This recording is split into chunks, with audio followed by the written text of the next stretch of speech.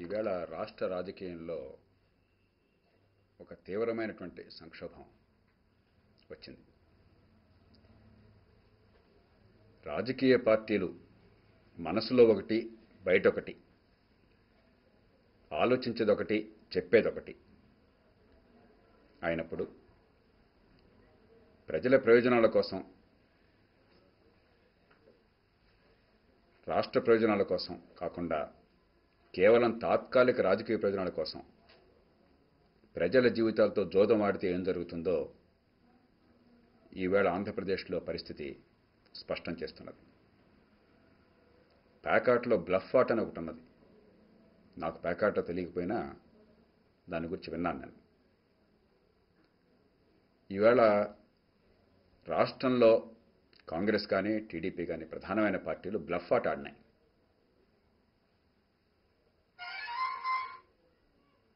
ఈవేళ బ్లఫ్ ఆటలో అవతల వాళ్ళు తూచని తేల్చేశారు. ప్రజల్ని పార్టీలు పూర్తిగా వ్యవస్థలను చేసి ప్రతి ఎన్నికను కూడా ఇదేదో పార్టీల మధ్య పోరాటంలాగా, ఎవడో ఒకరిని అధికారంలో పెట్టడం కోసం పోరాటంలాగా మారిస్తే ప్రజలు కూడా పాపం పూర్తిగా నమ్మి మోసపోతూ ఇప్పటిదాకా తీవ్రంగా నష్టపోయారు. ఈ రకంగా పార్టీలు నమ్మినట్టయితే ఎన్నోసార్లు లోక్సత్తా స్పష్టంగా చెప్పింది,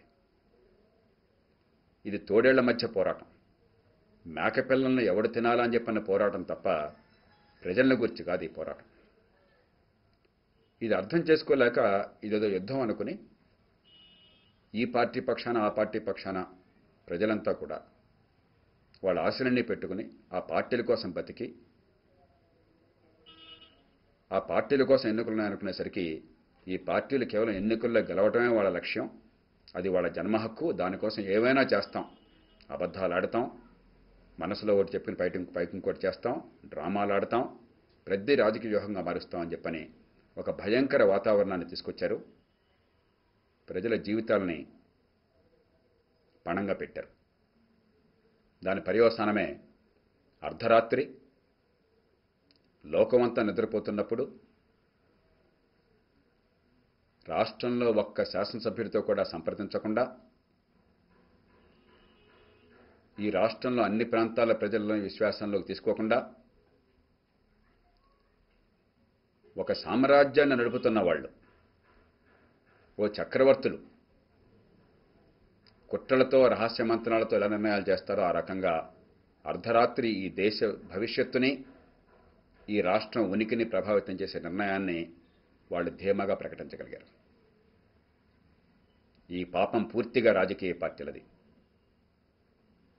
ఈవేళ ముఖ్యమంత్రి గారు అబ్బెబ్బే రెజల్యూషన్ పెడతామన్నాము, సభలో మెజారిటీ తేల్చాలి కదా అన్నారు. ఈ విజ్ఞత నిన్నటిదాకా ఎందుకు లేకపోయింది?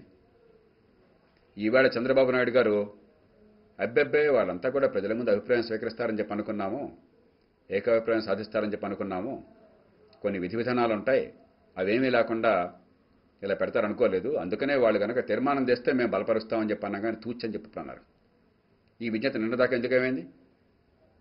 అంటే మీ అధికారం కోసం జరిగేటువంటి క్రీడలో ప్రజలంతా పావులా? రాష్ట్ర ప్రయోజనాలు, ప్రజల ప్రయోజనాల కోసం కాకుండా కేవలం మీకోసం ప్రజల్ని కట్టుబానిసలు చేస్తున్నారన్న విషయం నగ్నంగా బట్టబయలైంది, నిర్ద్వంద్వంగా బట్టబయలైంది. ఈ పార్టీల్ని, వీళ్ళు చేస్తున్న రాజకీయాన్ని ఇక మనం విశ్వసించాలన్న విషయం స్పష్టంగా రుజువైపోయింది. అందుకే ఇప్పుడు ఆంధ్రప్రదేశ్లో పార్టీలు తీవ్రమైన సంక్షోభంలో పడ్డాయి. నిన్నటిదాకా పార్టీ కోసం ప్రాణం ఇస్తానని చెప్పి అన్నవాళ్ళు, కోట్లాది రూపాయలు ఎన్నికల్లో ఓట్లు కొనడం కోసమో లేకపోతే ప్రచారం కోసమో ఖర్చు పెట్టి వాళ్ళ జీవితాలనే పార్టీలకు పణంగా పెట్టిన వాళ్ళు ఇప్పుడు ఆ పదవుల్ని, ఆ పార్టీలని కూడా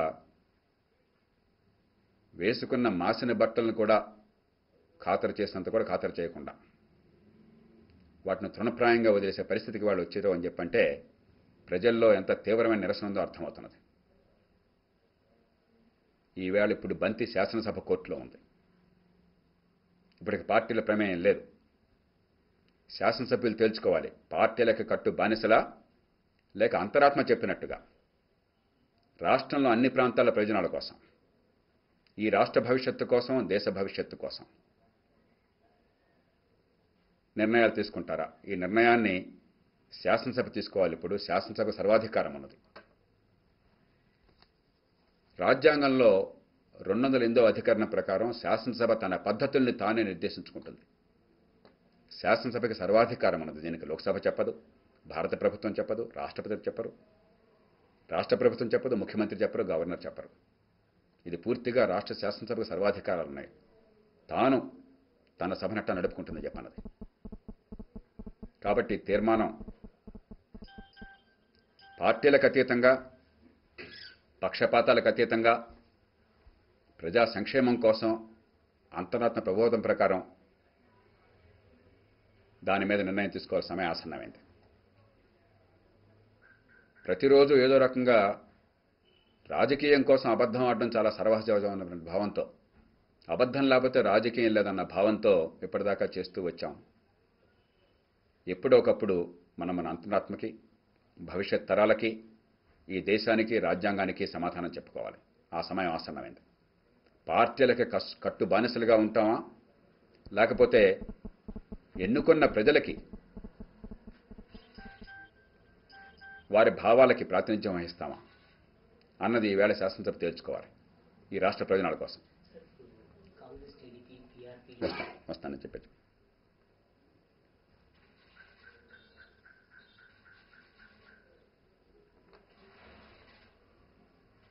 రాజ్యాంగం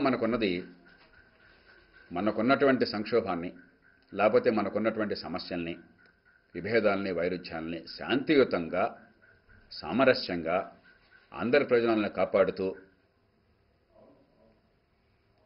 సమన్వయాన్ని సాధించడం కోసం అని చెప్పని ఒక ఉపకరణంగా, ఓ ప్రక్రియగా ఉన్నది. అలాంటిది రాజ్యాంగ పద్ధతుల్ని పక్కన పెట్టేసి భారత ప్రభుత్వం, ఈ రాజకీయ పార్టీలు ఒక బలమైన సంకేతాన్ని ప్రజలకు ఇచ్చారు.